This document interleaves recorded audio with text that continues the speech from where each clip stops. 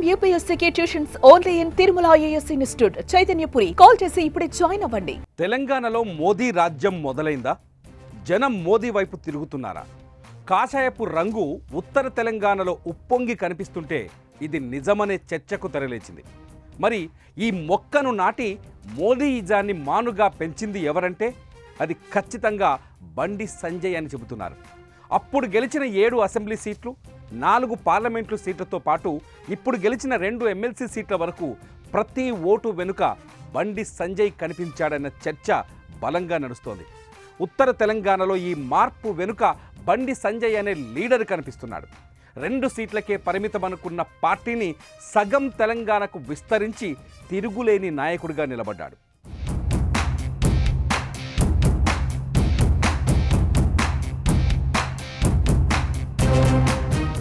ఉత్తర తెలంగాణ ఒకప్పుడు కరుడుగట్టిన కాంగ్రెస్ కోట, ప్రత్యేక రాష్ట్రం వచ్చాక విరబూసిన గులాబీ తోట. కానీ కథ మారింది. కాషాయపు జెండా రెపరెపలాడుతోంది. అంచనాకు అందని ఈ మార్పునకి కారణం ఎవ్వరు అంటే బండి సంజయ్ అనే పేరే వినిపిస్తుంది. అధ్యక్షుడిగా బాధ్యతల్లో ఉన్నంతకాలం బీజేపీని తెలంగాణ పునాదుల వరకు తీసుకెళ్లే ప్రయత్నం చేశాడు. అప్పుడు నాటిన ఆ మొక్కలు ఇప్పుడు మహావృక్షాలుగా ఎదిగి పార్టీకి ఫలాలను అందిస్తున్నాయి. ఈ ఫలాలే 8 అసెంబ్లీ సీట్లు, 8 పార్లమెంటు సీట్లు, ఇప్పుడు 2 ఎమ్మెల్సీ సీట్లు.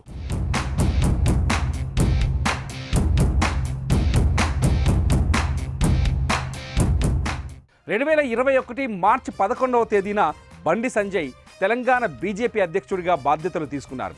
ఎప్పుడైతే బాధ్యత బండి చేతికొచ్చిందో బీజేపీలో ఊహించని జోరు కనిపించింది.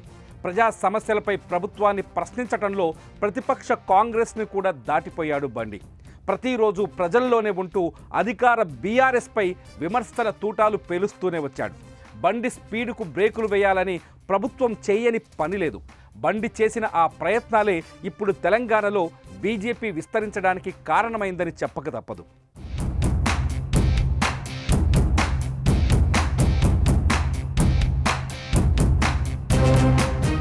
బండి సంజయ్ బీజేపీ అధ్యక్షుడిగా బాధ్యతలు తీసుకున్న తర్వాత తెలంగాణ బీజేపీలో మార్పు స్పష్టంగా కనిపించింది.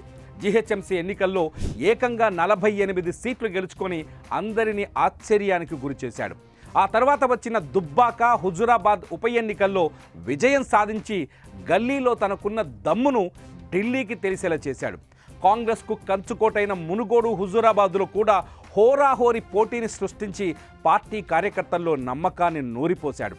బండి చేసిందల్లా బ్రేకింగ్ అయింది. బండి ఎంచుకుందల్లా సెన్సేషన్గా మారింది.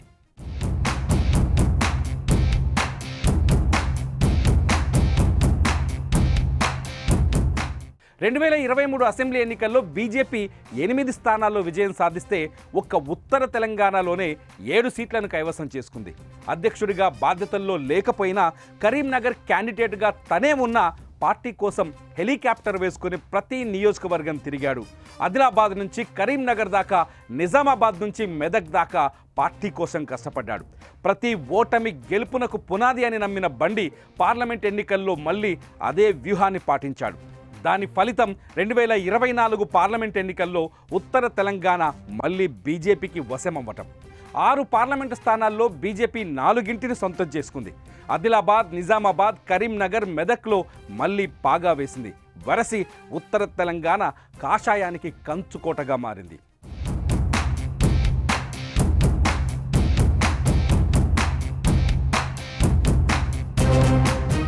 ఇప్పుడు జరిగిన ఎమ్మెల్సీ ఎన్నికల్లో కూడా బండి తన తడాఖా చూపించారు.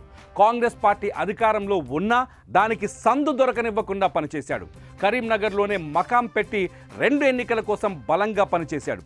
టీచర్ల ఓట్లని ఎలా రాబట్టాలో కనిపెట్టిన బండి ప్రచారంలో ఎవరికీ అందని వ్యూహాల్ని అమలు చేశాడు. ఇటు గ్రాడ్యుయేట్ల ఓట్లను రాబట్టడానికి తీవ్రంగా కృషి చేశాడు. ప్రతిరోజు 4 జిల్లాల్లోని ప్రతి మండల పార్టీ అధ్యక్షుడితో నేరుగా తనే కాంటాక్ట్లోకి వెళ్ళాడు. యువతను చైతన్యపరిచి ఓటును తమ వైపు తిప్పుకోవడానికి అనేక తిప్పలు పడ్డాడు. చివరికి తను అనుకున్న ఫలితాన్ని పొందాడు.